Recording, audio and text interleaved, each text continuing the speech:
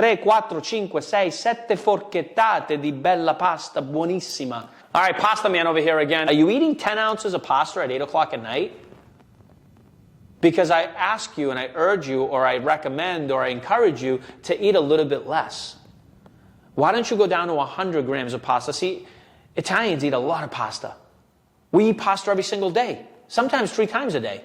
I don't know about 3 times a day. I probably do. But what I'm saying is, cut the portion size down. Don't eat this big, 10, 12, 15 ounces of pasta on your plate, slapped with sauce and mozzarella cheese. You're going to be engulfed. You're ready for a bed. You're ready for this thing. You're ready for this thing. I think so, right? Oh, my God, I am done. My God, I can't eat no more. Put me to sleep. No.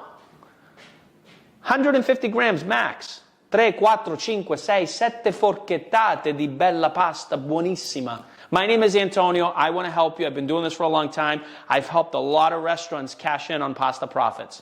I promise you that before the money, it's about quality. And I promise you, when you look at this stuff side by side, you will only spend a few pennies more for a product that's 10x, 100x, 1,000x way better than what you're using right now.